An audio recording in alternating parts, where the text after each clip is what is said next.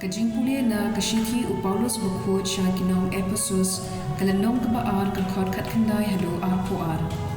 Lyngba jong ngi baro ar ngiyo banya kindu yaw kba ha wei mensim. Kani kamut bapim long shu kinong wei bad kimende.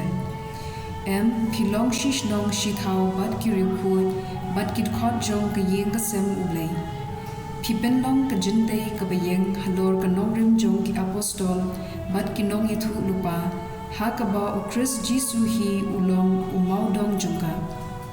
Dau la pendan lang ya ka jintei baro ka wei bad ka sa wonder kum ka temple bukhut ha u Trai. Ha u ya phi la tei ha kani ka temple ben kallang long ka jaka shym na ka benta u Blei ha u mensim. Ka ktien jong u Trai. Kasam khat khandai kat khot iwei hado sam. Kibeneng kipen bana ya ka buram u Blei bad ka sahid beneng ka pen I ya ka mati jong u.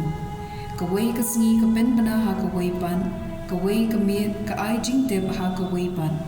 Om don jingkren, om don ktien, om yo smo ya ka sur jongki. Pynban ka sur jongki ka saprian ka leng perthei bad ki ktien jongki shadu bakut perthei. Shadrong ulasi ka yeng jain da ka benta ka sngi. Ka gospel kat kum ulukas ka lendong ka ba Henryu, ka khot khat ar hado khat Henryu. Henry ki parisi kila khibi tarbuk bat kilas dang ban ya berkat para maki ayu kila benne ya u Jisu. Te u Jisu uralet kiu sha ulum ban duai bat ula pennet baru shimir ha ka baduai ha u Blei. Enda lami kasngi ula khot ila kisanran ban ula jir khat armut na pedeng jungki ban ula ai kerteng apostol yeki.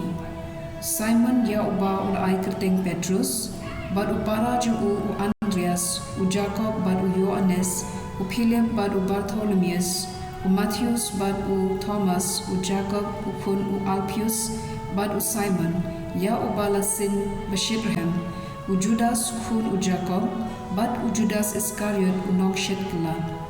Ka gospel jong u Trai.